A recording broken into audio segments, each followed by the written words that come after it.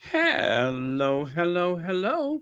Welcome to Royal Sussex Live. Welcome, one and all. Thank you so much for being here.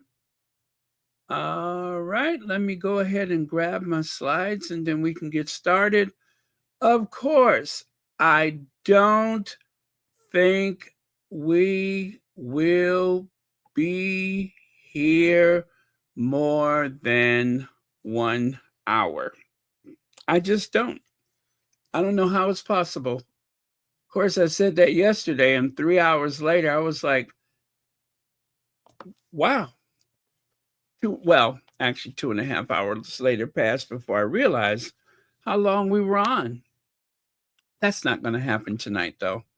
I cannot see that happening. Can you all see it happening? Not I. Diva, thank you so much for being first. And I'll just say hi to everybody as I go along. Except for Connie Bomber. Hey, Connie Bomber. Okay, let's get on with it then. All right. So, as you know, uh, Meghan's podcast is number one, and Prince Harry was rushed from court. He was rushed from the courtroom. I'll explain that really soon, though. Okay. So now I tell you, I can never think of a royal going to court without thinking of Princess Anne. Do you guys know that Princess Anne, I believe she was the first royal to sit in a witness stand since what? I can't remember. But, I pity the fool that had to greet Princess Anne at the door of the courthouse. I really do. I pity the fool. That could not have been easy. As a matter of fact, it would have been unnerving for most mere mortals. I mean, could you imagine that? Princess Anne, who had, well, Anne's personality seemed to have been developed from a car wreck. She is not the nicest person. Kind of scary. Kind of like that that mean old lady that lives down the block and all the kids are afraid to walk past her house. That's how I would describe it. Princess Anne in court. Imagine that. Let me see. I believe she was 27 at the time. Is that right? No, she could have been 27. No, she wasn't 27. Oh my God. Look at her face, though. Look at her face as she goes stomping into the court.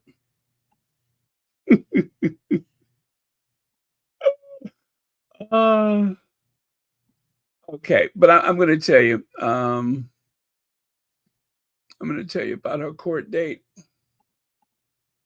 God, she looks like hell. All right. Let me grab that and okay, here it goes. So, all right. Yes, I see that. I see that. Get that out the way.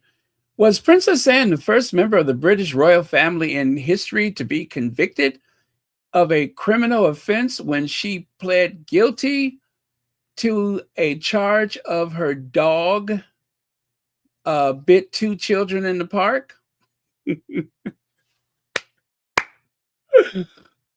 uh, I think so. I think so. It's several centuries that is, since royals were tried and, you know, taken to another world, put out of their misery. It used to be quite common. Look at Charles I. However, minor things like speeding seems to have happened quite a bit. No biggie. Same as for anybody else. Anne was found guilty of having dangerous dogs not under control in a public space. She didn't protest, didn't try to claim immunity, certainly did not try to use her mother to get out of the situation. She pled guilty, apologized to those hurt, and paid the fines, and then stumped out of court. You could really see her German roots there, can't you? Can you see it? You can really see her German roots the way she marched into court. Huh, huh, huh, huh, huh, huh, huh, huh. Those are those German roots. Yep. I could almost see her like what do you call it? Invading Czechoslovakia. She's marching like she's about to invade Czechoslovakia. She's marching like Lord Chamberlain's treaty didn't mean anything, isn't she? God, I hope it ain't nobody German in here tonight. If you are German, I do apologize. I'm just having fun. But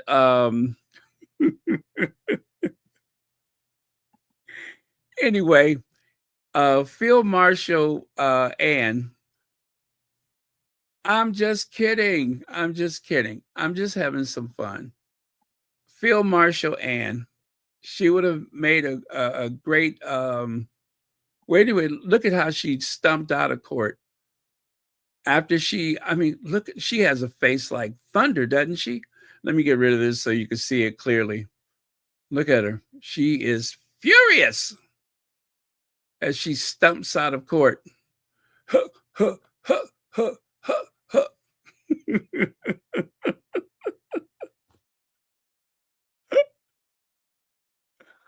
huh. If only she had put a big wall up between her dogs and those children, huh? That's not funny though. Those kids could have been hurt really bad. Uh-oh, not that drunkard. Those kids could have got hurt real bad, so I should not make fun. Poor Anne. Well, you know what? She did what she was supposed to do. She paid the fine, and I'm sure it will never happen again, ever. Leave it to Anne to man up, right? That's right. Leave it to Princess Anne to man up and you know and face the consequences. She's the son that Prince Philip always wanted. More than I could say for Charles. Look at her. She even has those boots, got her riding boots on. You guys stop making fun of Princess Anne. That is the Princess Royale. What's that Princess Anne did an interview once where she alluded to slavery being the fault of Africans, and I've had nothing but contempt for her since. Really? I've never seen that before. I've never seen that before. Is Pedo here? Oh my goodness. Hey Pedo, thank you so much for joining us. Let's see, where's that at? Pedo, everybody's kind of stuck when it comes to. I heard you talking about that, about reaching. What was it? I can't remember the number, but I think everyone who is like a Sussex friendly channel, we all seem to be stuck right now. I have been getting my new subscribers. They've been trickling in like 3 or 4 a week. It is unbelievable. But anyway, let me see if I can help out. I just put Pedo's link at the top of the chat. You guys, please make sure you go to Facts and 2 Cents and make sure you subscribe, share, like, and so on, because I promise you, I have been a much better content creator because of how inspired I am by the hard work that Pedals does all the time. So please make sure you go over there and like and subscribe and share. It is so important because we need these Sussex friendly spaces, not just for our community, but for our faves, the reason why we're all here. So make sure you go over there and like, subscribe, and share. There you go. Share and share alike. Okay. So anyway, let me get back over here. All right. Oh, by the way, I have to tell you, one of the things that I think they probably scrubbed it from the internet, but apparently, when Princess Anne walked into the courtroom, she set off the metal detector. She set off the metal detector. And this image right here, this is actually image, of the knuckle dusters that she tried to bring in there with her, in case somebody started something. Those are her knuckle dusters. She keeps those um, in her purse at all time. So if you ever wonder why her purse seems a little heavy, that's because she has a whole arsenal of things in there in case somebody starts something, and that includes her brass knuckles. That is actually one of the police officers demonstrating what they look like. But that's what, if you ever wondered what the royals have in their purse, um, I've already eliminated one of the things for you, and that is Princess Anne's knuckle dusters. All right. So anyway, let's get on with it. Prince Harry had to be whisked out of court. It is said that Prince Harry rushed from court by burly bodyguard after 5-word outbursts. Now, you guys, they're making so much more of it than what it was. Prince Harry was rushed out of court after a supporter shouted out during a break in proceedings during his legal challenge over his security arrangements in the UK. Yes, he had to go back to the UK for this court date. It says Prince Harry had to be dramatically hurried out of court during a hearing into his security arrangements following an outburst from, by that is, a supporter. The Duke of Sussex had been in court of appeal today to challenge the dismissal of his high court claim against the Home Office over the decision of the Executive Committee for the Protection of Royal and Public Figures, RAVAC, and let's see, that he should receive a different degree of taxpayer funded protection when in the UK. Parts of today's hearing are being heard in private without members of the press or public shortly after the proceedings were paused to allow the room to be cleared. Early this afternoon, a member of the public shouted her support for the Duke as he left the courtroom, saying, "I support you, Prince Harry." I mean, okay, so she shouted her support. What's the big deal? What is the big deal? She was enthusiastically letting Prince Harry know that he is loved and supported. Is that such a crime? Apparently. It must be a crime in somebody's book. And so the member of the public was, I suppose, detained, surrounded, accosted.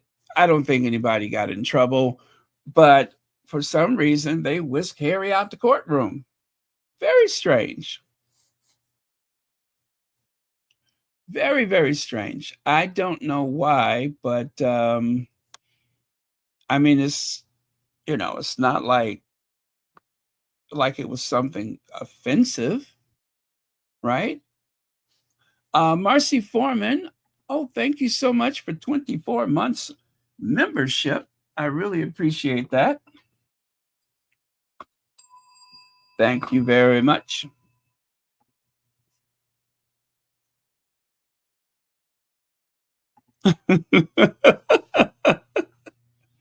Well, if it wasn't you, I was thinking to myself, where was Karen M today? Oh, and you guys, they actually, well, okay, when I say they, I don't mean they. I should just say the derangers, okay? The derangers have pictures of peace. You know, the squatty that has been to, I guess, all of the Invictus games, right? Well, anyway, Peace, she lives in the UK and she has been like a super squatty. They seem to believe that it was Peace in the courthouse. They have pictures of Peace saying that this is the lady that yelled the outburst. She works for Harry and Meghan, and then one of the derangers even said that she's on the phone with Harry and Meghan.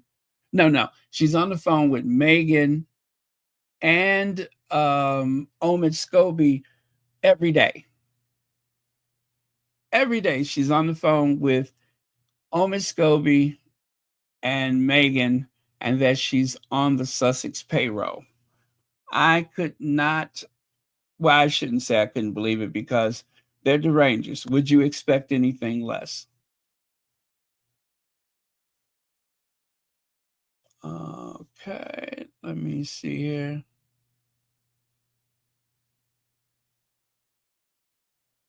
Uh,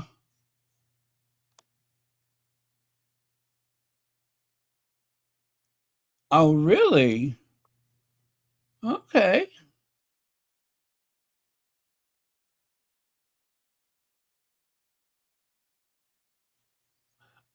Oh, yes, yes, yes, yes, yes.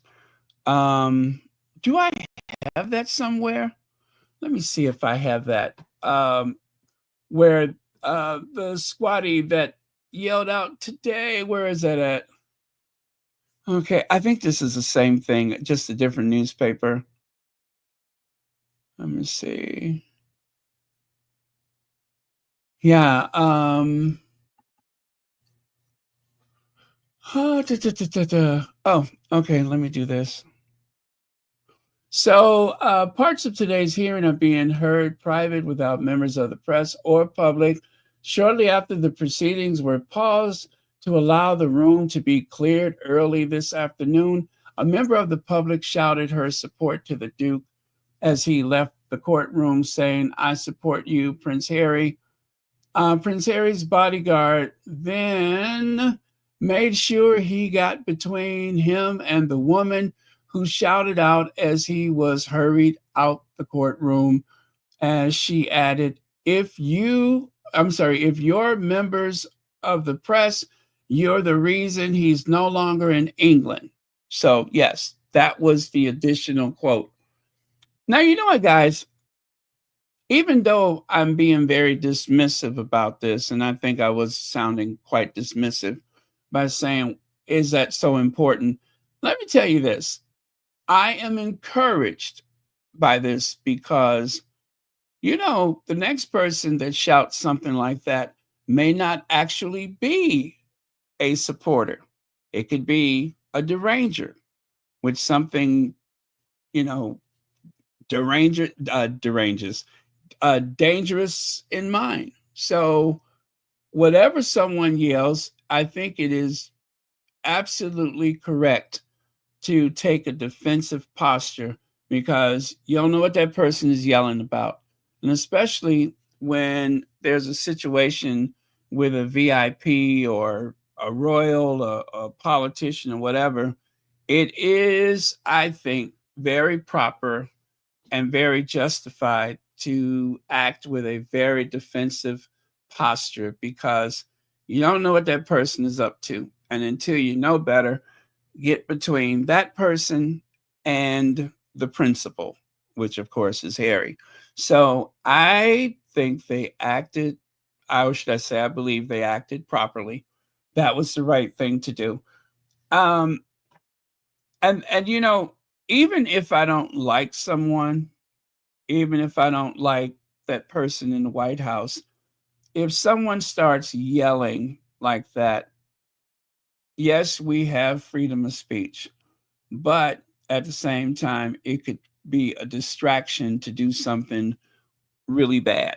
So I don't think anybody, I don't believe anyone should do something like that without security stepping up and saying, what's this about? Um, yes, you may have infringed on someone's rights or whatever, but uh, getting that person home safe to their family, that is more important than somebody's feelings being hurt. So they did act properly by doing that, and I'm glad to know that. Harry's bodyguards, that is, made sure they got between him and the woman who shouted. Yep, that was very proper to do. So I am going to say cheers to the security people, and I'm going to give them one of these.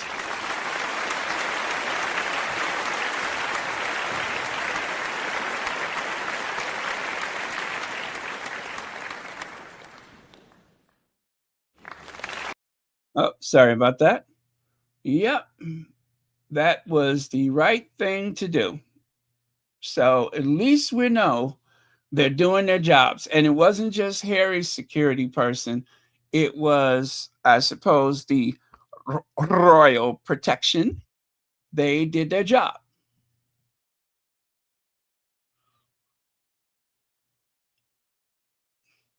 Yes, Angela M64. I was thinking about that too. Exactly. Exactly. You never know what somebody's up to. It could be a distraction.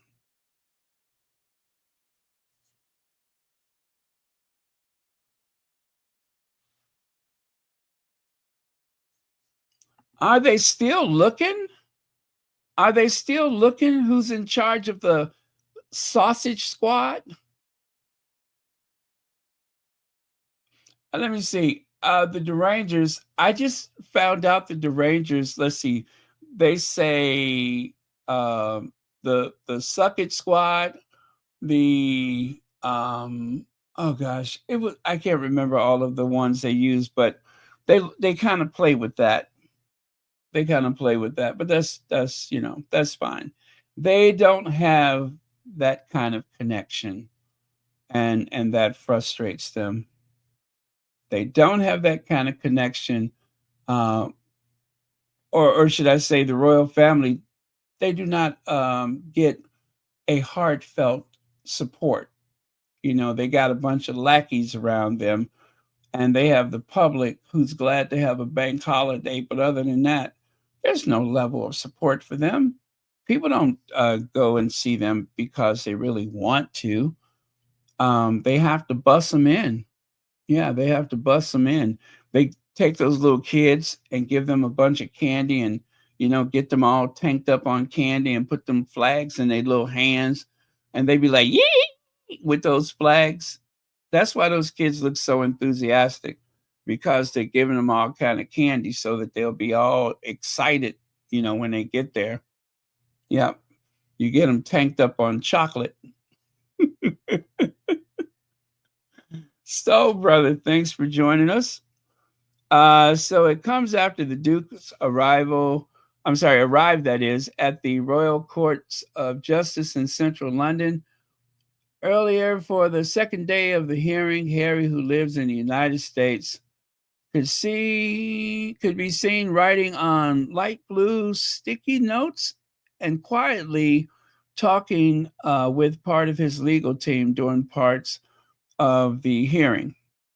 You know what? By the time all of this is over with, by the time Harry has seen his last courtroom, he will probably know as much about the certain areas of the law as just about anybody.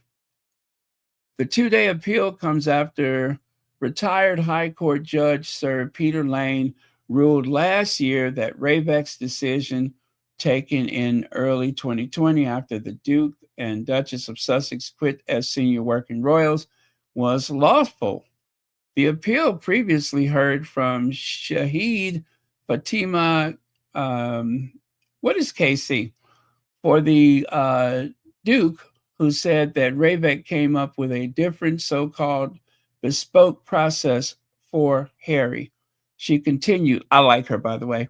She continued, the appellant does not accept that bespoke means better.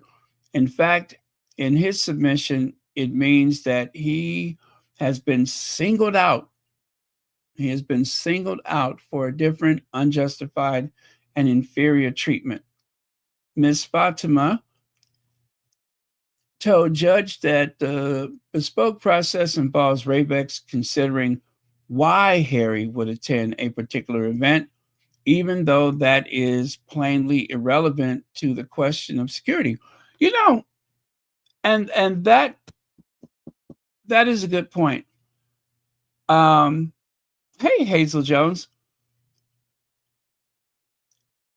it does not matter why Harry is going to a particular event. That should not be the means at which someone would enhance or decrease security. What about on the way to the event? What about on your way from the event? What about the fact that you're in the country? What if there is a scheduled appearance and people know that you're coming and going?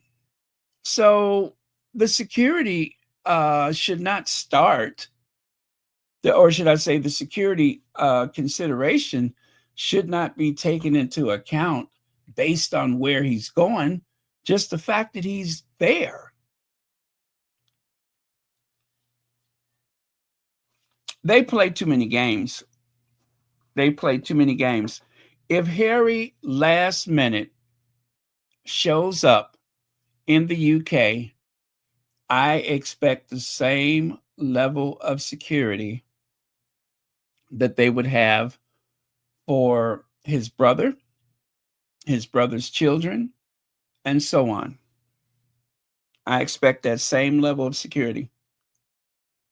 As a matter of fact, I'm not going to just expect it, I'm going to demand it. I want him to have that same level of security. Sonia Kerr, thank you so much for the super chat. Let me see. What is that? The message changed there. Is that what is it? The message changed their narrative. What does that mean? Rewrites? Rewrite. Oh, is that rewrite to the message?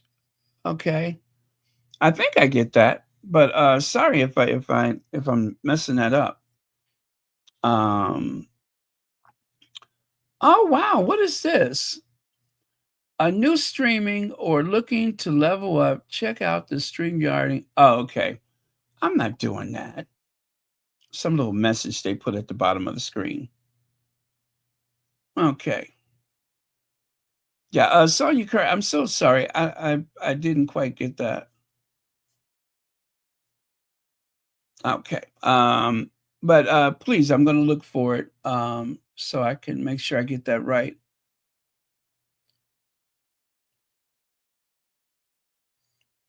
What's that?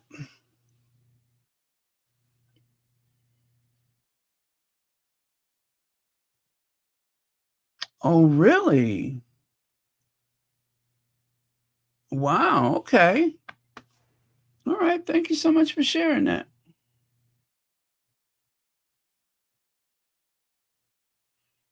All right. Oh, you know what I forgot to do? Let me see here.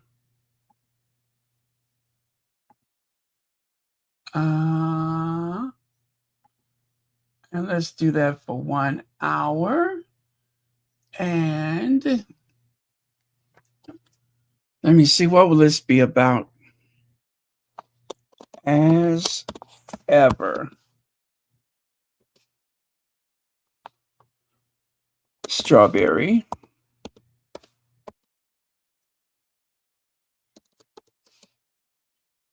spread. Okay.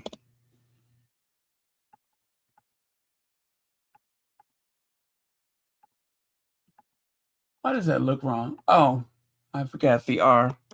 There we go. Okay. I put another goal up at the top of the chat. Let me go to the next thing here. So, hi,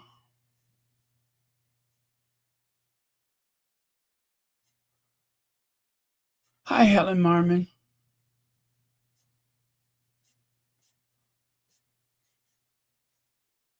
All right. All right. Sorry, I was just looking at the comments. All right, let me go here. So, Blonde Cop, Blonde Cop had the absolute best day at work ever. She's telling all of her friends about this. What do y'all think of that? Look at her face. Look at her face. Is that her best day ever? Is that her best day ever? What do you all think? Oh, by the way, RS, thank you so much for the PayPal and thank you for your continued support for Royal Sussex. Oh, thank you very much, Lydia Washington. Okay, that's what, 2, 3, 2. All right, 2. Let me see here. Yes, he is. Harry is very handsome. You know, it's so weird. Okay, Harry was never unattractive, but he kind of looked a little weird when he was young. Cute, but weird. And William was the big heartthrob, right? Oh, but how times have changed. How times have changed. Now William has the genetic family horse mouth. He's got that horse mouth, got that big yucky horse mouth.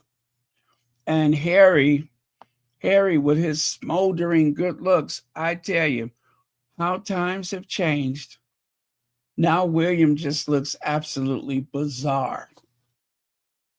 William looks quite strange. Let's see, Prince Harry being the ever gentleman by stopping and letting woman court officer go through the gate before him, not like a certain someone who doesn't even do it for his missus. You see the video online of Prince Harry arriving at the Court of Appeals where these pictures are from. Absolutely. Antoinette Kennedy, thank you for the super chat. And Doretha Green, thank you for the, super sticker. And thank you for the super sticker. Now, take a look here, you guys. Was I through with court? I think I am. It's going to be a while before they come up with their findings, but there is another day in court tomorrow, just so you know. I don't know if Harry is going to be there, but there's another court date tomorrow. Jeannie Rock Bailey says, what a father. So glad Harry has Royal Sussex and the people of the world. Well, thank you so much, Jeannie Rock Bailey. And I do look at Harry as though he is a child because, well, we watched him grow up. And I tell you, anybody would be proud to have Harry as their son. Absolutely. The person that he has evolved to become is so much greater than I'm sure anyone could have possibly anticipated. However, some of those closest to him knew that he was destined to surpass his brother's fame and popularity. You know, they like to confuse us with those popularity polls. Yeah, of course, those polls are terribly skewed toward the other family members because they don't have a hate campaign. They barely mention most of them on any given day. Whereas Harry and Meghan, they literally are a huge part of the profits for so many media outlets. So um, it makes a really big difference. And of course, when they're mentioning those polls, they, won't even bring that up that we have an active hate campaign against them. So, and let's not confuse popularity with fame. Popular really should mean that you're well known, but people take popular to believe um, that it means you like someone. How popular are you with the people? Doesn't, but it doesn't really account for the fact that more people, as a matter of fact, I do believe when you look at those polls, there is popularity and there is fame. And the last time I looked, Harry was the most famous man alive. I kid you not. I kid you not. There were a lot of people up there at the top, and it was very close. But William was probably about 10 spaces below him, the fame index. So thank you very much, Jeannie Rock Bailey, and thank you for being a member. Okay. Now, let's get on to this. That is the latest AI generated illustration of Meghan.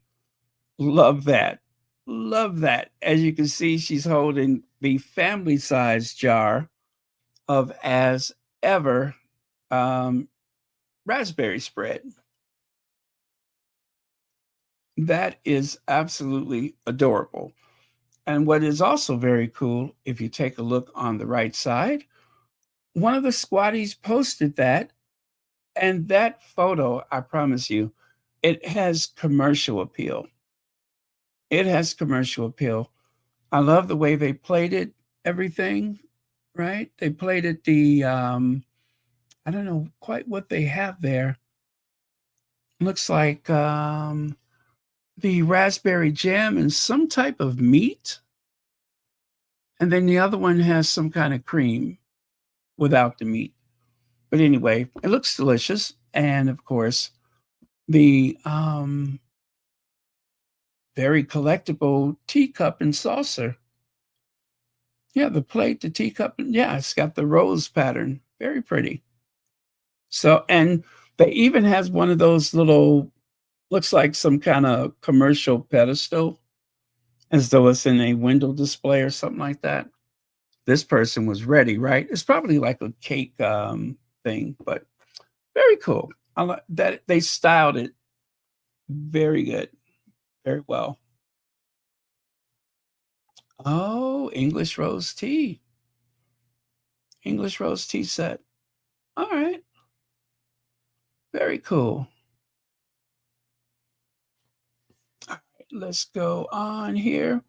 Now, check it out. Number one, Megan is number one for top shows, top charts, top shows. Megan, number one. Number one. Now, there are several charts that I've seen. I'm going to go with this one because I am totally biased. So I'm going to go with this one. And just as a reminder, how busy we've been as of late, we have With Love Megan, we have As Ever, followed by Confessions of a Female Founder. We have been busy, we have been very well fed, and we are quite blessed. As good as it gets. I love it.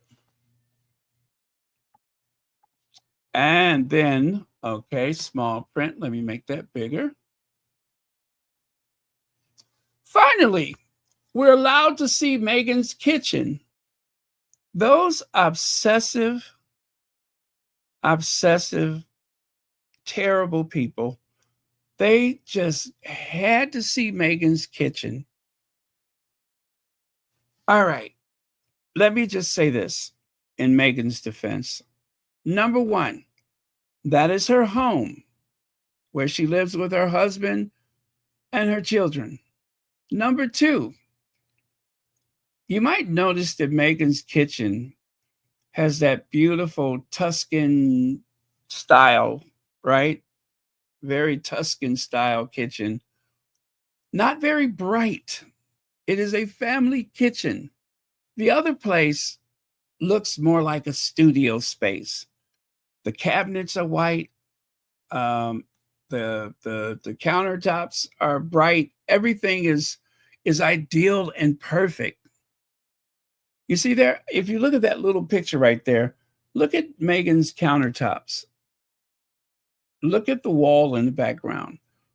It's lovely. But if you're going to film a lifestyle show, a big spacious kitchen like the one that they have at the other place is ideal, I think. And especially the way it opens up to the garden and everything, maybe it's a little different here as opposed to there.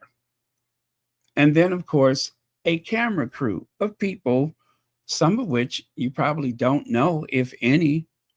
Do you really want them coming through your house?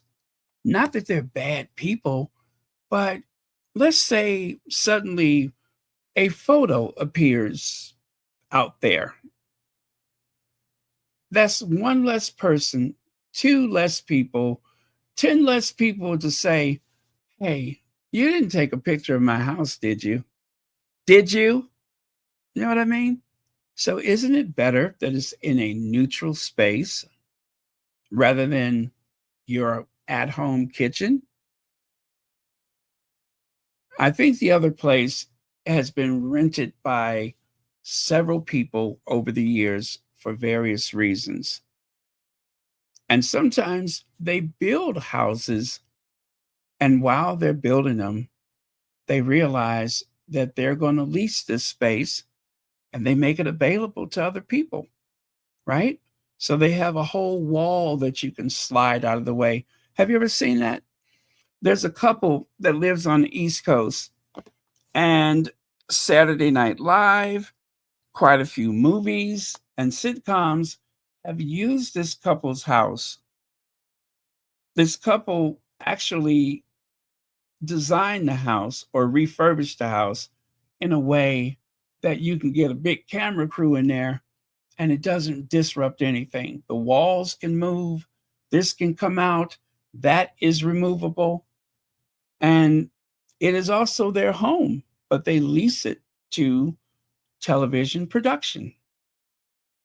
So I just think it's a good idea. And lastly, as I make the case, Tyler Perry, Diary of an Angry Black Woman, was that the movie where he actually allowed his first big mansion? He used that for the filming of the movie. And Tyler said, and I quote, I will never do that again because there was a, uh, a little damage here and there. And he realized, okay, that is not a good idea. So that's all. And of course, we all know that most lifestyle shows, they are not using someone's private personal kitchen. Now, if you are a deranger right now, you're saying, but she just filmed her mother making desserts. Yeah, with a cell phone, with her iPhone, right? With her iPhone. There was no camera crew. Yes, the iPhone is capable of HD 4K quality video, but it's not a camera crew. There's not a sound guy. There's not some engineer and such. It's just Meghan, her mother, and possibly Harry. That's it. It's a big difference. Plus, it ain't nobody's business what she do. There, I said it. So anyway, that is how I feel about it. And oh, let me see here.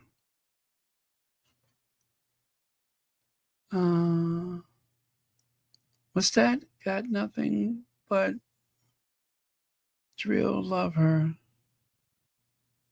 Sonia Kerr. Am I missing something here? Let me see. Got nothing but.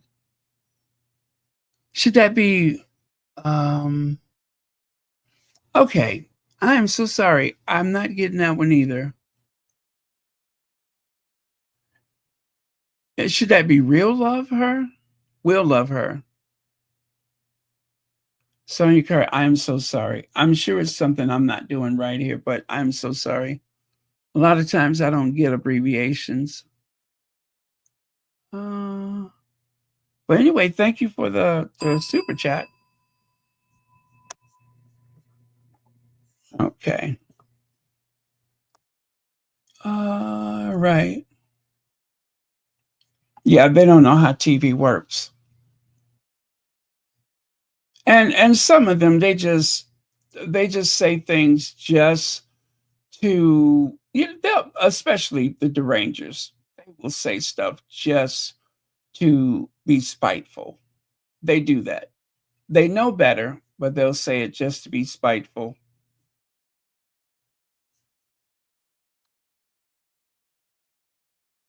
Okay, let's continue here. Becoming regular series on prosperous thing. Meghan said today we'll start with Chateau Meghan itself. Gracious home. Anyway, this is from one of the hateful papers. Influencer. We'll move on to publicity drive for her. Yeah, I don't want to bother with that. Those are from haters. But I was just pointing out to you how obsessed they are with finally getting into Meghan's kitchen.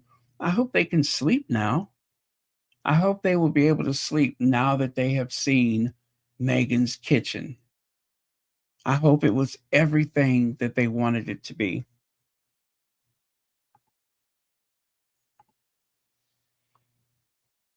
A matter of fact, let me see here. I would like to. Do I have that?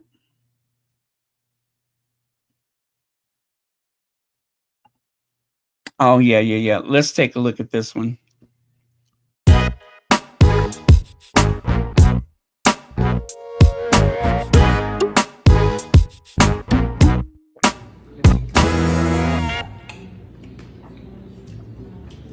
It's good without too. It's really good without. Because once you get to the bottom, it tastes all the banana. Is that a look of joy? I was like, and? I'm muted. Dun. My mom has nothing I'll tell you when I'm done.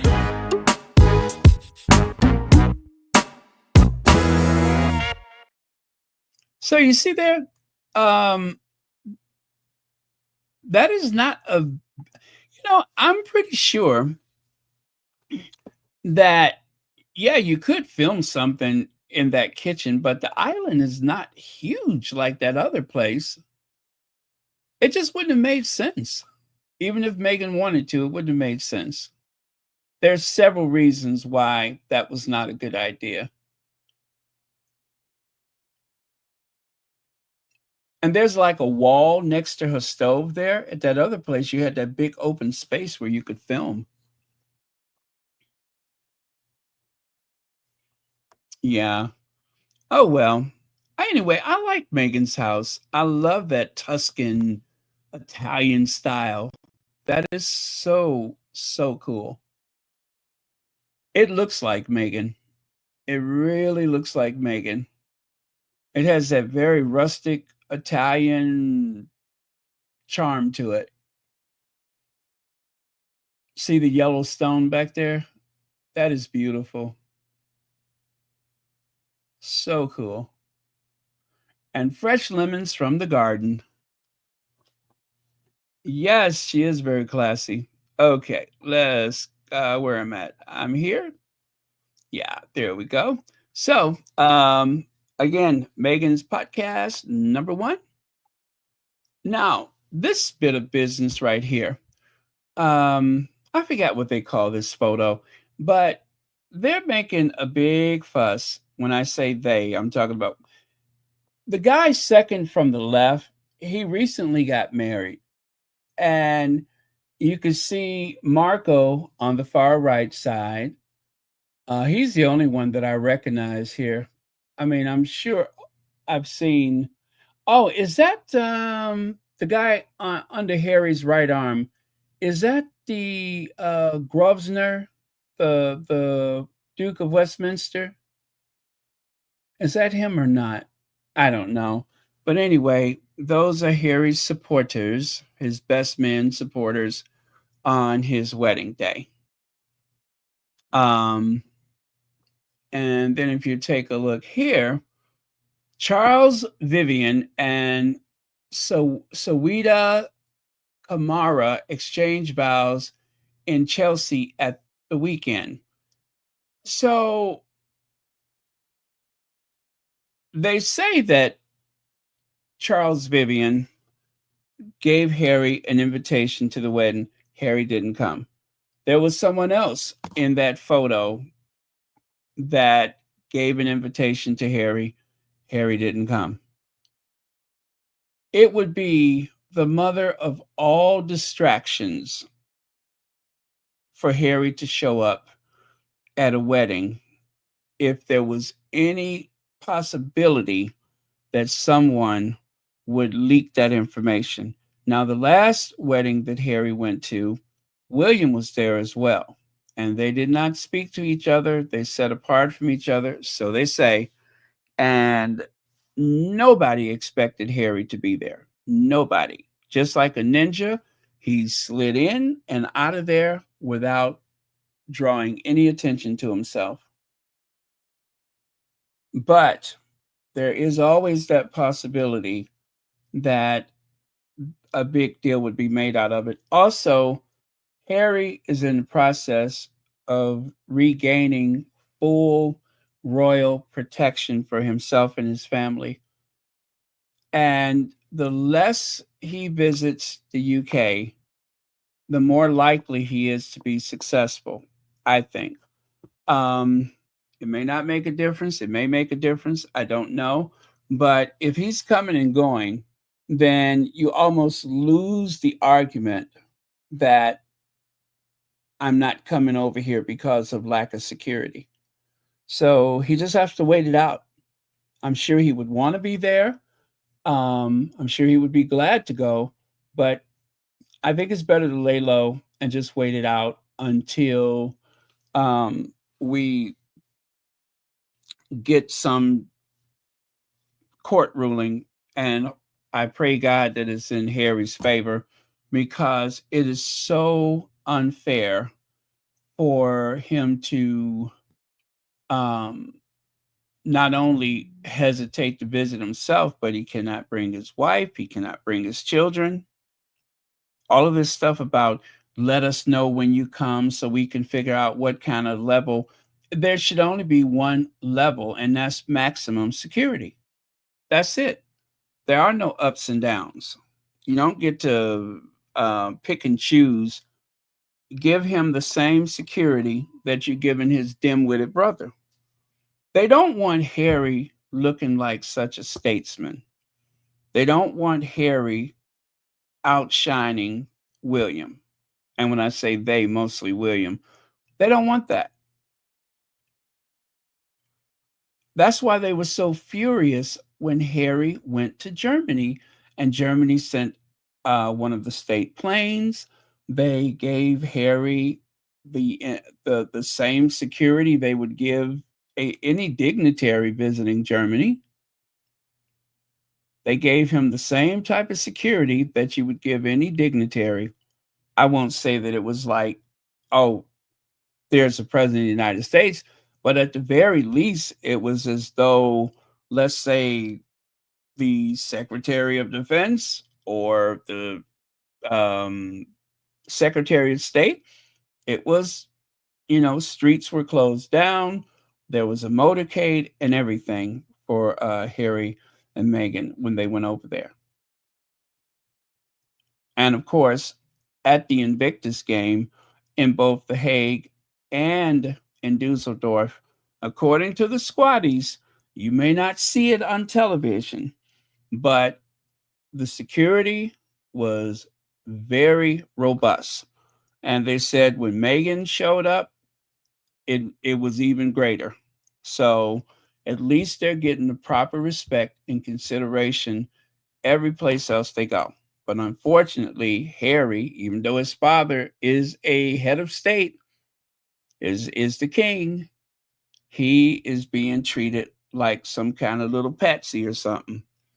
And that's not right.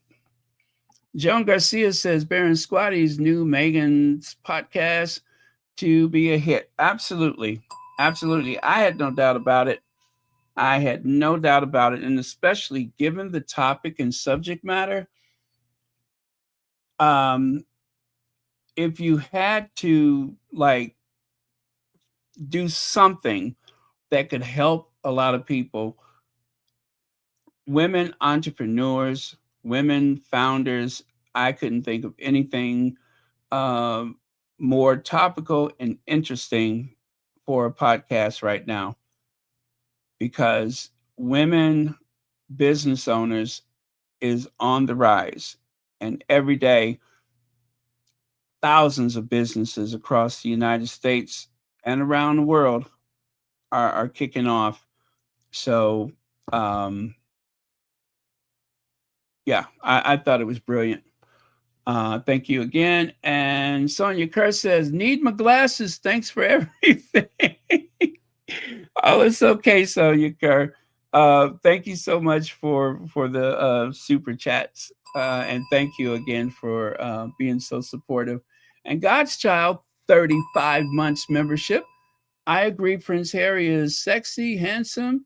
The ugly beings that is inside William are showing on Will's face. If William repents, he will be filled with God's light and his looks may return. Yes, that is that demon inside of him that's leaching out of his pores. And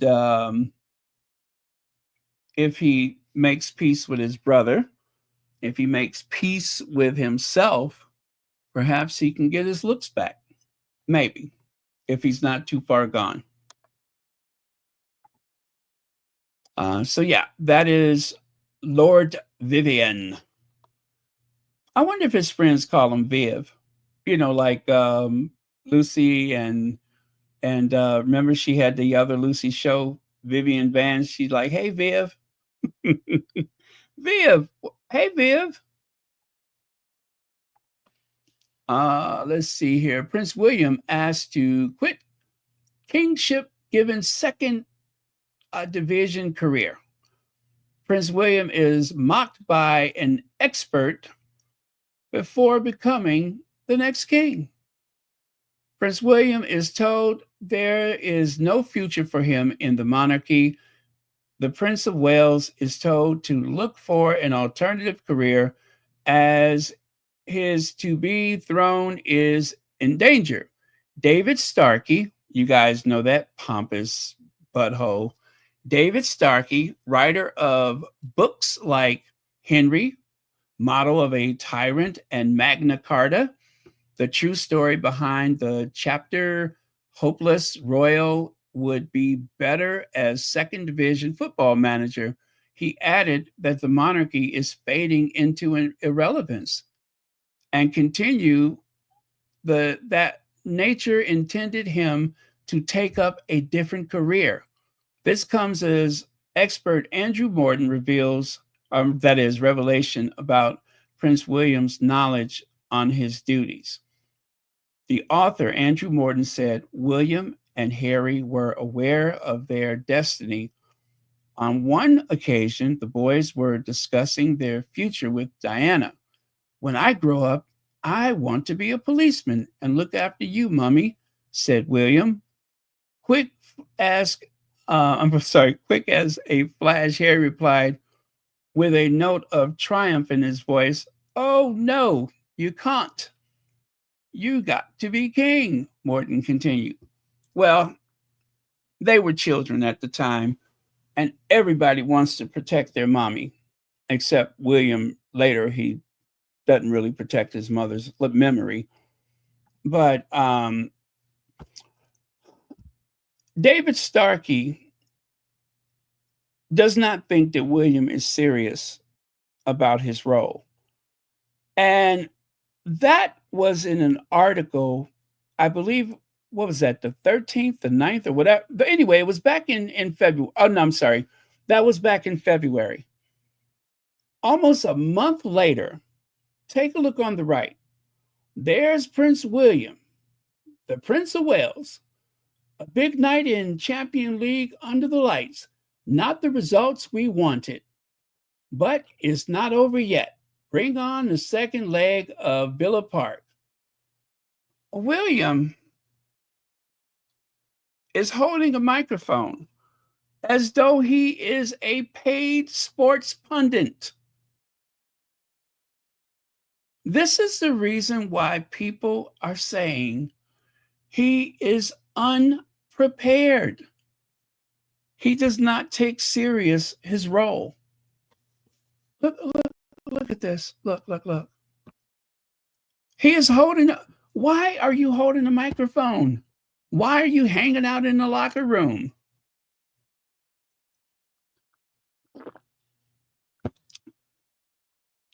You know, there's that very famous video of light-skinned Harry with the rugby team after the championship.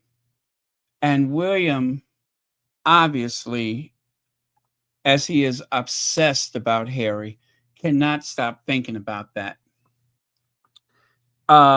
So William is hanging out in the locker room, high-fiving, embracing, and hugging people and all that kind of stuff, so that he can be just like his brother, so that he can be loved and acknowledged just like his brother.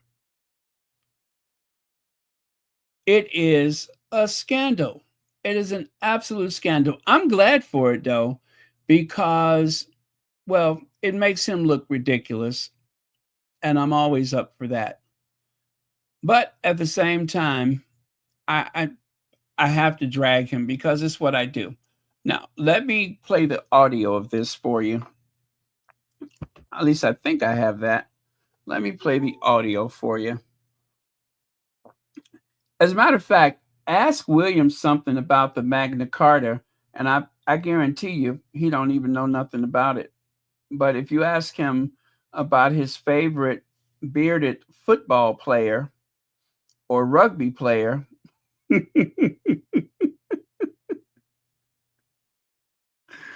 he's very expert. To be joined this evening, it was promising to be a fantastic night with His Royal Highness. Thanks very much for taking the time to join us. First of all, are you as nervous as we are? I am, Ali. I'm pretty terrified. It's been a while coming, this, so it's a big game. 43 years since the last time this happened, a big European night for Villa. So yeah, I'm nervous, but I'm confident, but also excited by the whole prospect. Well, I was going to say I did a little bit of homework. I think you were born just about a month, maybe a month after the victory in Rotterdam. That's got to be a good omen. Well, I hope so. We'll see. I'm wearing all my lucky clothes and bits and pieces and done on my routine, so I'm hoping that it's going to bring some luck tonight. I think you look well, to be honest. You definitely passed the test in the fashion space today. Thanks, Rick. If he says that, that's a plus. But what are you expecting from the team? Because we know you're an avid watcher of the team. You support them. We've seen the pictures of you at the stadium. You're watching them in the Champions League this year. What are you really expecting from your team? What do you want out of this first leg? So I think we all saw the Liverpool game and PSG's intensity. I mean, in the first leg, they were unbelievable. They gave a lot of pressure. They pressed very high. And so I think for Unai tonight and the team, it's about managing that press Unai likes it when their teams come onto them, play quite high press, but obviously there's a limit, and that, can we get round the press? Can we beat it? So I'm thinking long ball a bit. I'm thinking also how they're going to get round the high press. So it's going to be a challenging. When he said all of his lucky bits and such, I wonder if he has an aubergine in his pocket, or at least in his suitcase.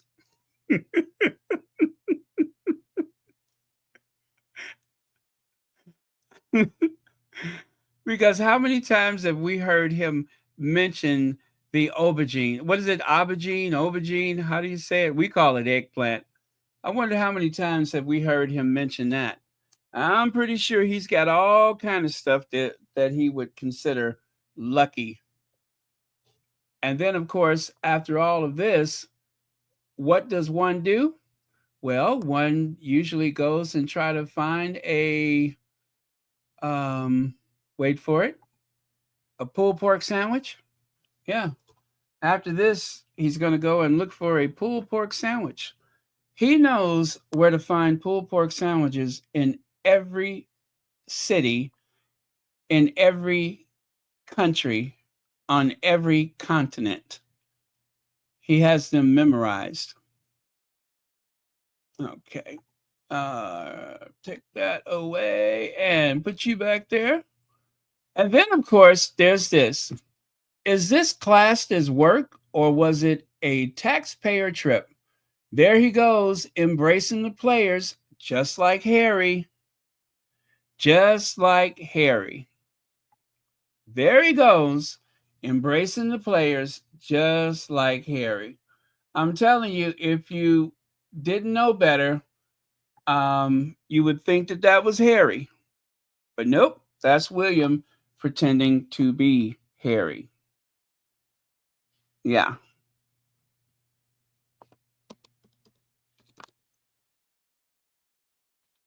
Gosh, where is that? You know what? I want to show you the light-skinned Harry video. I have not seen that thing in forever. And you can see the comparison if I can find it.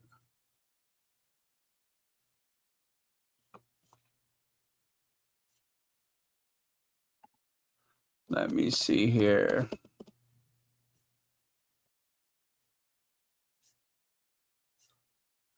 Oh, I don't know what the name of it is. I haven't shared that video in ages. Light-skinned Harry. I wonder if that's the name I used, light-skinned Harry. No, it couldn't be.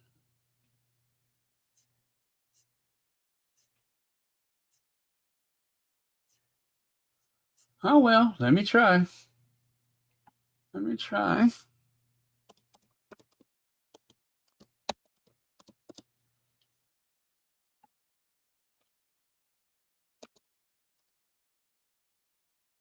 Huh, it is light-skinned Harry. Hold on a second. That's exactly what I named it. All right, let me show you the comparison. That is exactly what I named it. I can't believe it.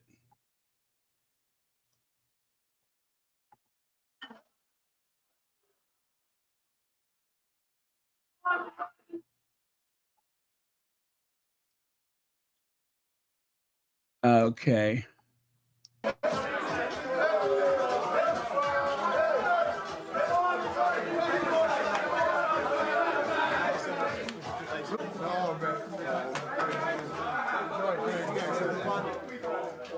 That's exactly where William got that from.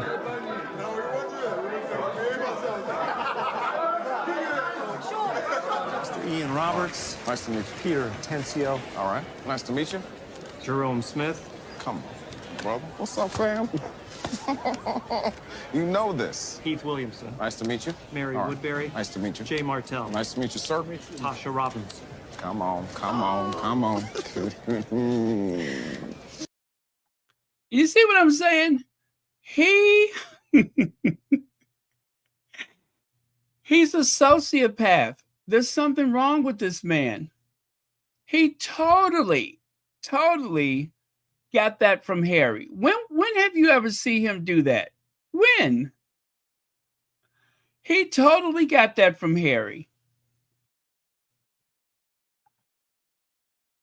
he practiced this. He had all of those people at Kensington Palace line up so that he could look as natural as possible. Leaning in and doing, I mean, come on now. I'm starting to get scared. That's how freakish this is. He doesn't do that. Now all of a sudden, he oh God. Where's that at? Oh man, where is that at? Let me find it. When he was greeting a team. Yeah, this one right here. This one right here.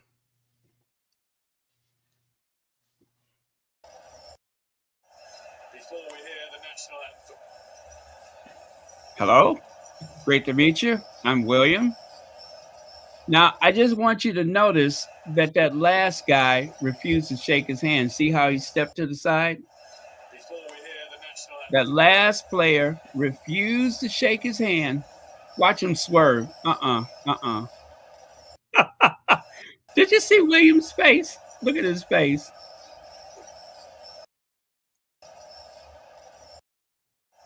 Did you see his face? Look at the look on his face. He's so embarrassed. Look at him. Look at his face. His little feelings are hurt. That guy's like, don't touch me. No player. No, bruh. And by the time he left, William was feeling so small. Look at how small he is. He's as low as a well digger's ass. That's how small he is. He's so embarrassed, he just shrunk down to nothing. He just shrunk down to nothing. Oh, this man is psychotic. He is psychotic. That is totally not William. Oh, I'm going to be sick. I'm just going to be sick. Oh, well. Oh, that's what they do. Copycat and Willie. Both of them. They both copy. Now, Big Arm Becky. You know, she had to write a glowing article about her bosses.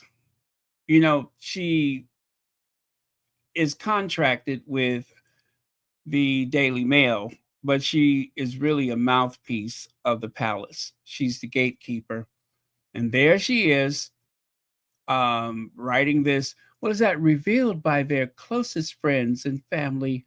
What keeps the spark flying in tactile king and queen's 20-year marriage? If you have to say tactile, then they're probably not. Okay? If you have to say tactile, then they're probably not. Just like if you have to say global statesman, then he's probably not.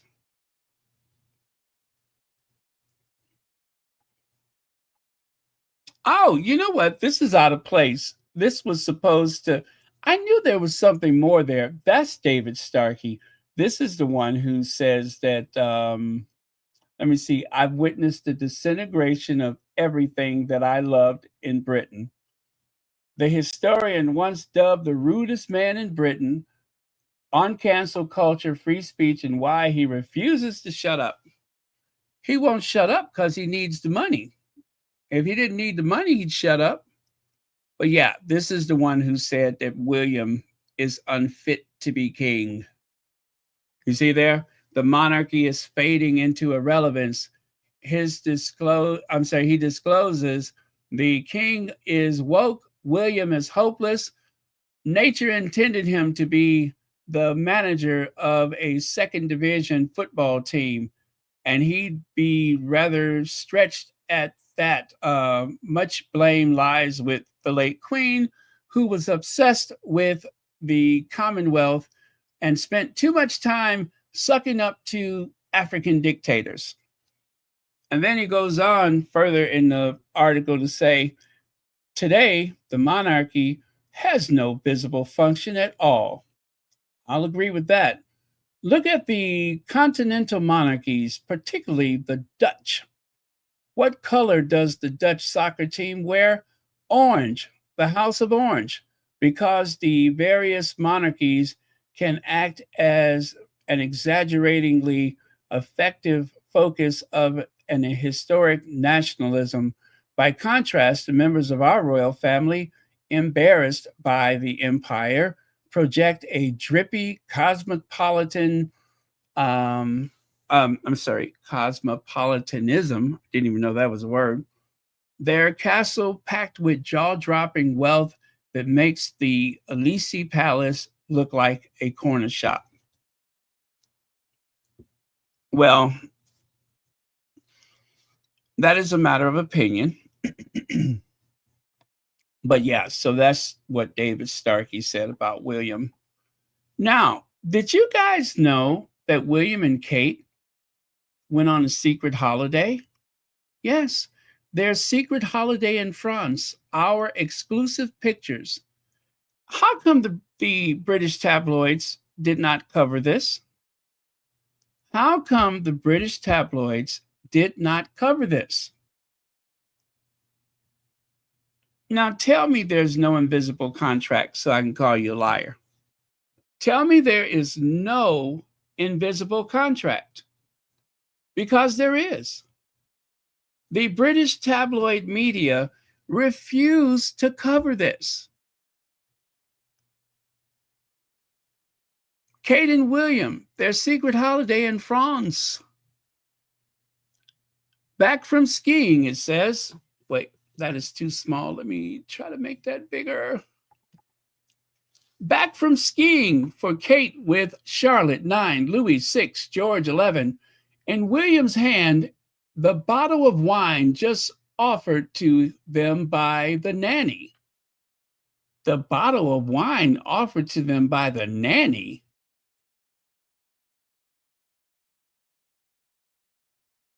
Anyway, at their private chalet where they're staying on April 3rd.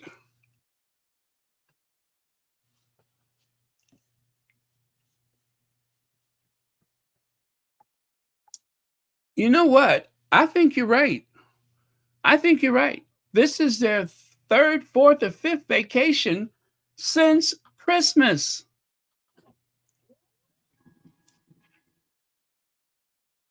Nobody's covering this. Nobody. I just happened to find the article.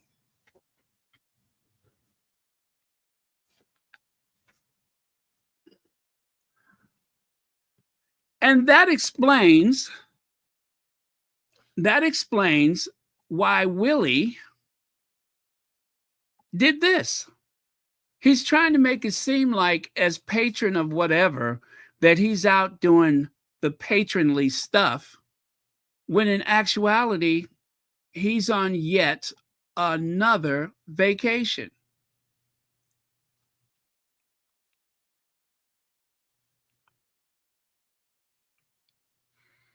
Oh, Heather Stroud, that is excellent point. That is an excellent point. He wanted to make sure that they were out of there while Harry was in town.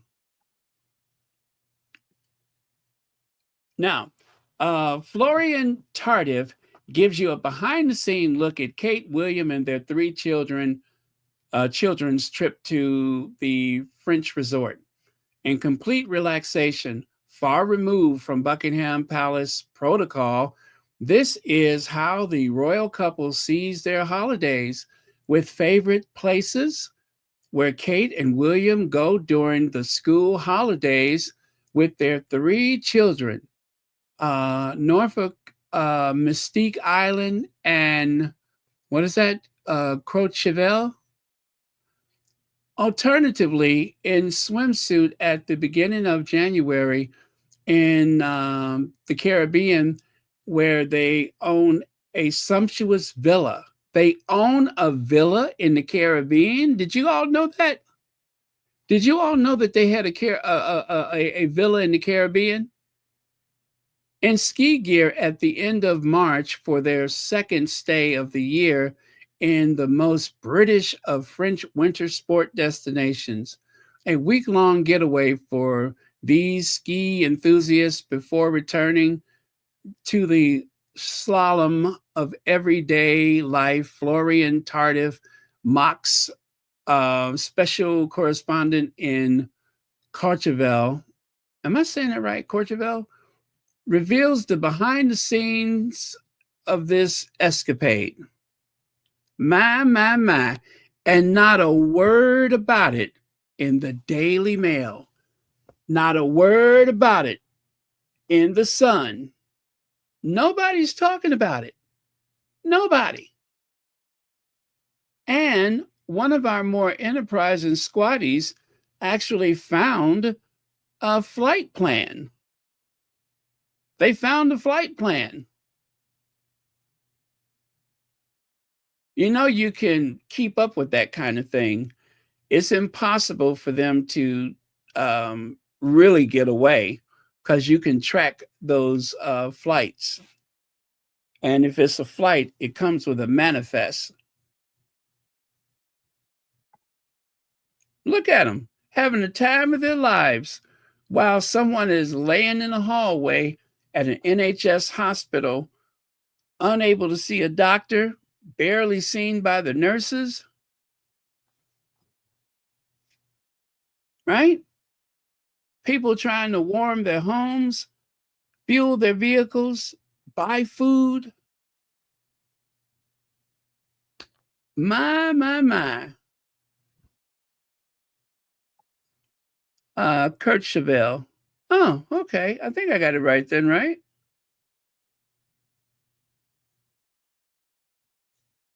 Isn't that something? They done snuck away again. Oh boy, sun and fun. Sun and fun. I feel so intrusive looking at these photos, but it's okay. George is going to be king. Now, can we get back to the part about the nanny passing the bottle of wine? Can we get back to that? The nanny distributing bottles of wine? Why would that happen? Why is the nanny pouring wine?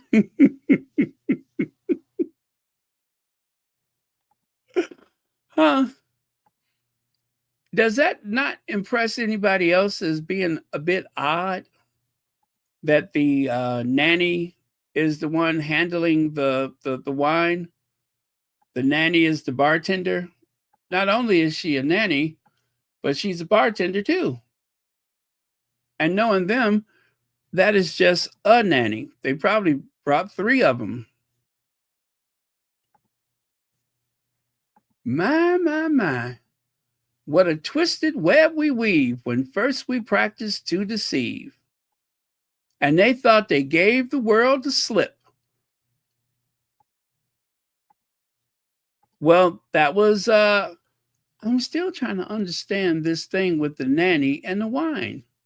Did I see that right? Didn't it say that the nanny, let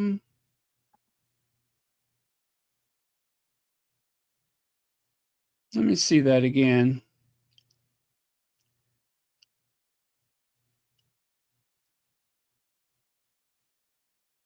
Favorite places, or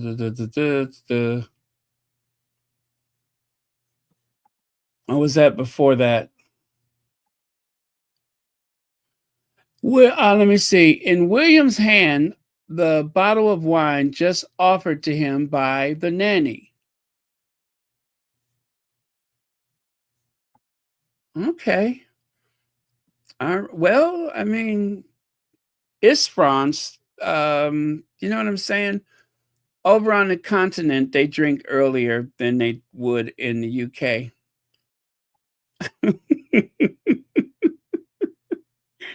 those are those continental ways. You know what I mean? That's being very continental.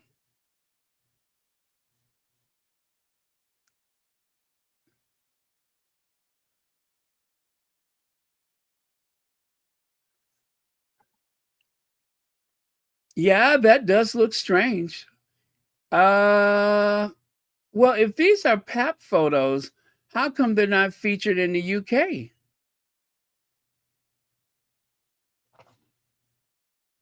Yeah, this is what you call out of touch. This is out of touch because not everybody in Britain, at the taxpayer's expense, of course, can just fly their family away. See there? Looks like a flight plan to me. Okay. So they returned at let me see, does that 10 April? I couldn't confess that I understand this, but I think the one that says 1925, that's when William went to go and speak to those people at the, I don't know. Very strange though. And look at there, Prince George and William erupt in delight during high-profile clash in Paris. Yeah, that's the one for Paris. Yeah, now it makes sense. Prince William needs to relax. I'm so pissed off. And look at that one there. A face just like a psychopath. Prince William went through an emotional roller coaster as Billa led before being pegged back. You guys, is he being trolled by the Daily Mail? Is he being trolled by the Daily Mail before being pegged back? I think the Daily Mail is trolling William. You know, I didn't even see that the first time. I did not even see that the first time. I'm only just now taking notice of it.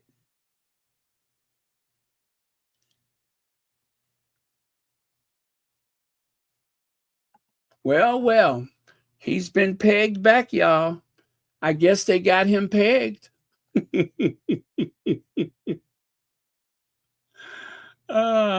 They got him pegged. See what I did there?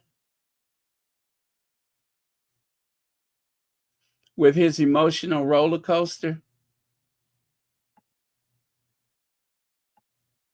Yeah. Okay, well, that really happened. They said that.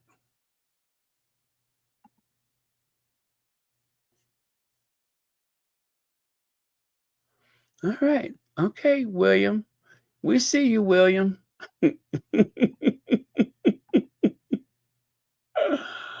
uh, that is funny. That is too funny.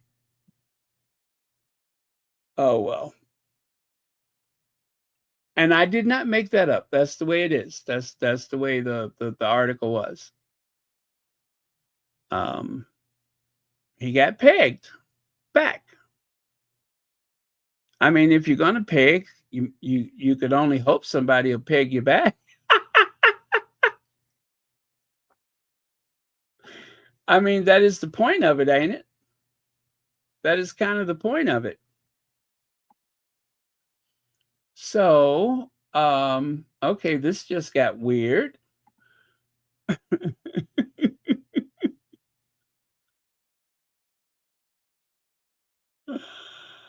Oh, you know what? I'm just going to do it at the article because that's what it says, and that is what it says. Okay. Okay. Somebody is trolling Willie. Now, you guys, it was 3 against 1. It was 3 against 1 today. 3 against 1. Now, I am very proud to say that Graham Smith held his own. He didn't let them just run all over him. And because he had the best argument, because they were losing, of course, they all started talking faster and louder. I'll let you hear what was said.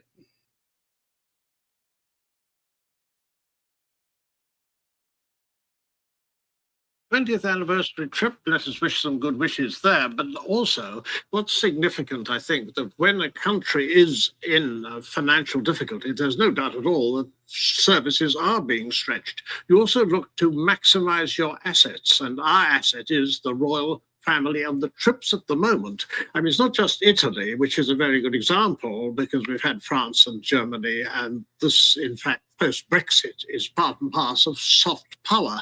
Soft power is very significant because if you look at the situation with Donald Trump, I mean, there is the most unpredictable character perhaps in modern times, you could almost say. And one thing he is consistent on, and that is a fondness for the royal family, and the Prime Minister used that and used it so well in his visit. So I wonder if you've got the pictures of that, the moment, you know, the sort of, and, you know, that it was a world moment. Donald Trump backs the royal family. Does that persuade you they must be a good thing? I'm not sure sucking up to the worst US president in history is a great advert. I mean, we get told that they're great for relationships with Middle East and Central Asian leaders as well. So it's always the worst leaders in the world that they're apparently good friends with. But, you know, the idea that the monarchy brings in anything to the economy has been debunked. That's not true. It costs us... Debunked by who?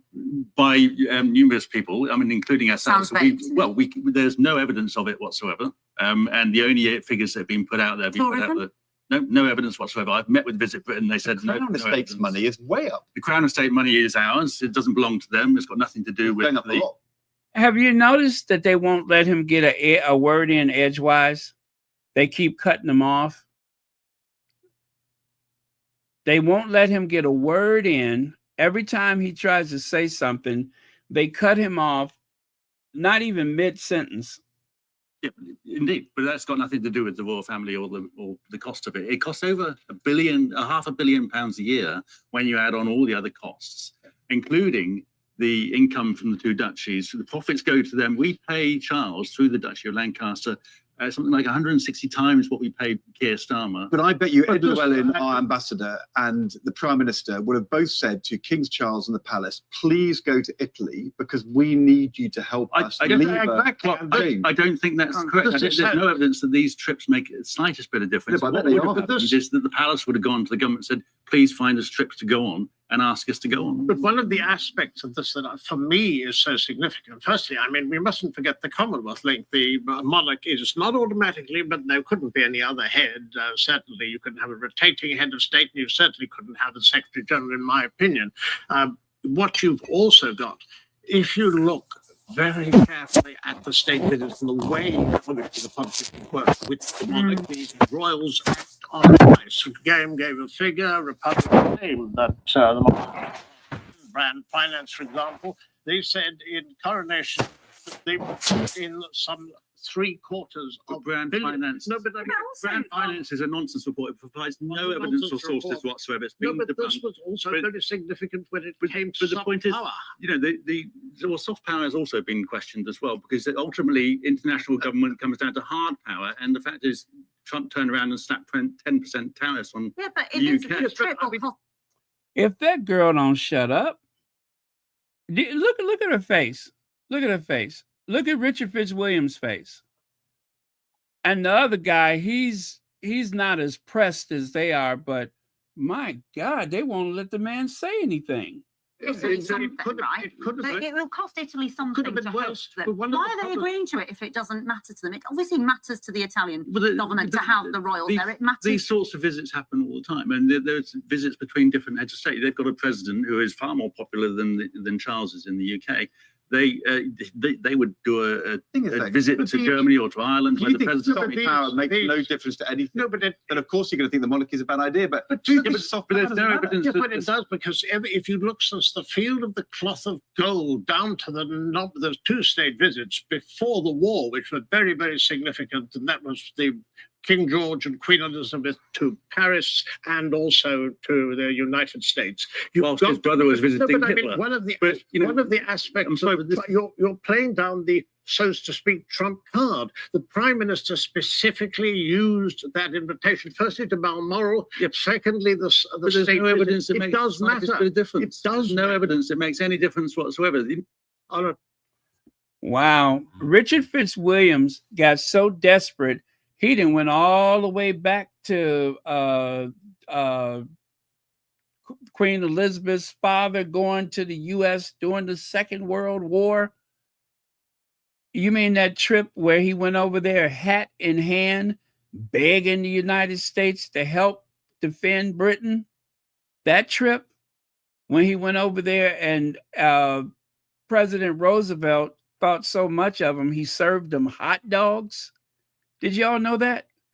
President Franklin Roosevelt served George VI and the Queen Mother, served them hot dogs, and at a certain point put them to bed. He said, well, he put his hand on the king's thigh and said, we should all he said, you all should probably get some rest now. He literally put the king, the emperor of India, the king of England, put him to bed with a stomach full of hot dogs. And they weren't even sure how they were supposed to eat them. And he didn't host them at the White House. He took them to Hyde Park, where he had his home, his own private home. So, yeah, if you want to reference Cookie and the Queen's father as some type of reference, I don't think that's going to impress people who know better. Well,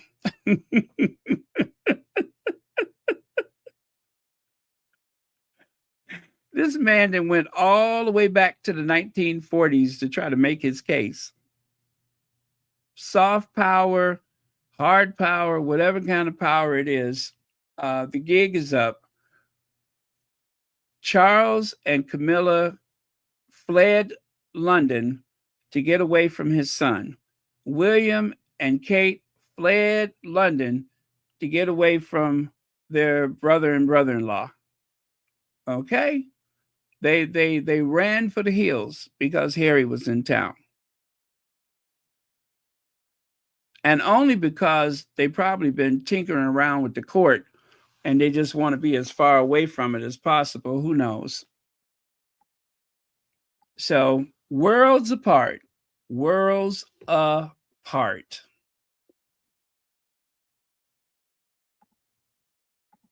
Oh, look at there. There's a couple of ruins. Somehow, some British ruins are mixed in with some Roman ruins. You see that? You don't see that too much, where you have some British ruins and Roman ruins. Now, sometimes there's Roman ruins in Britain, but here they brought Roman Britain. They brought some British ruins to Rome. Roman ruins, remnants of the Roman Empire, offer a glimpse into a once powerful and influential civilization. You know, what better metaphor is there than to see a couple of ruined people in front of a ruined building? Yeah, that is a perfect metaphor. A once great civilization on a decline. A once great royal family on a decline. There is Charles III in the Eternal City with his concubine, Mistress queen consort. You couldn't have made this up. You could not have made this up. The idea that the royal family is so great and so prim and proper is a thing of the past, if it ever were. And with that, you guys, I am done. I am done. Oh, got this one last thing. After he screamed at her yesterday, SK said after he screamed at her yesterday for not knowing where she was, Cammie set today's outing with Charles out. Looked like somebody got their feelings hurt yesterday. And so for that reason, she decided not to go. See over there on the bottom right? There's Charles doing some official engagements without Camilla. Or is Camilla really there? Now, see, they say without Camilla, but ain't that Camilla bowing her head right there? Is that Camilla bowing her head?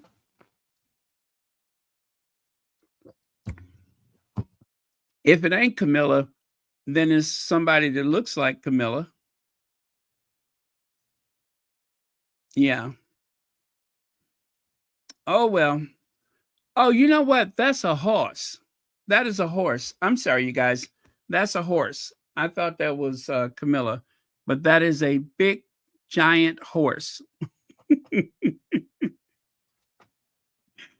Well, you all know. If you don't know what they're referring to, let me share it with you here. Let me share it. Camilla got yelled at yesterday. Charles kind of went off on her. Let me find that clip. Because she didn't know where she was supposed to be. And Charles got a little, there it is right there.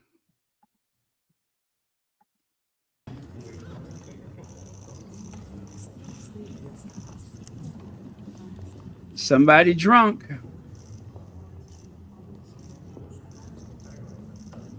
No, get over here, you big cow. Is your bra too tight? What's wrong with you? She don't know where she's supposed to be. He done gestured for her to come over there by his side, and she all wandering around.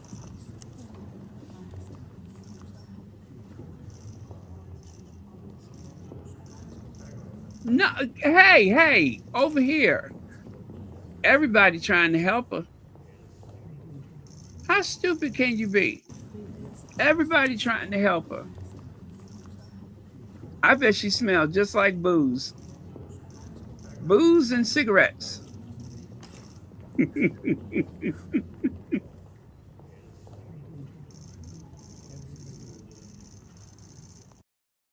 And why she look all pinched up like that?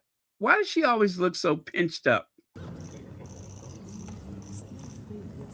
You know, most women have gotten rid of the underwire, but not Camilla.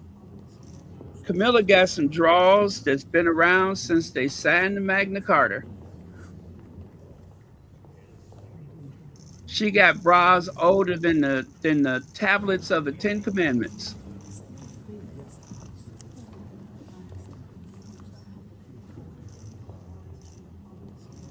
Her drawers about old as a Rosetta Stone.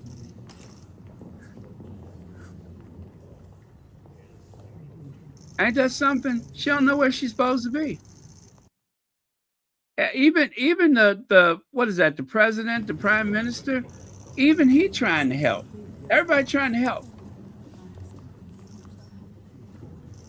Get your ass over here. Get over here. I said get.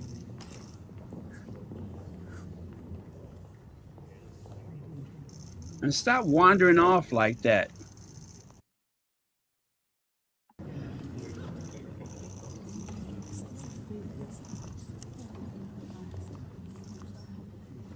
Yeah, it's about time for her to lay down. She's tired.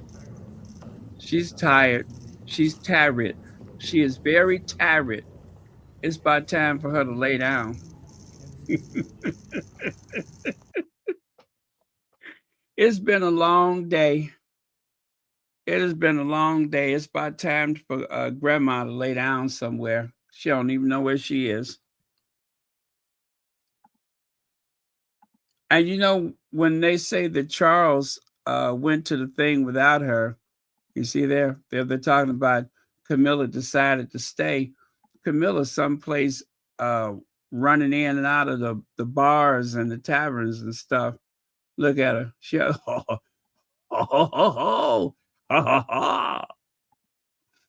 she don't know where she's supposed to be. Big sloppy mess. Anyway, you guys, thank you so much. Love you guys. Thank you for watching Royal Sussex. We'll do it again tomorrow. It has been a pleasure. And thank you, moderators, for keeping this a safe space. And thank you all for your super chats and super stickers. It looks like we almost made gold, but that's okay. We'll make gold next time. At least, did we or not? I done lost track. I think so. Well, almost. But yeah, thank you. Now, let me get rid of that. And let me put William's chair back where it's supposed to go. And there you go. Pray for the Sussexes, each other. Pray for everyone that's recovering from illness or anyone grieving or suffering a loss. And remember, squatties, in the worst of times, we are always with you. Okay? All right. Good night.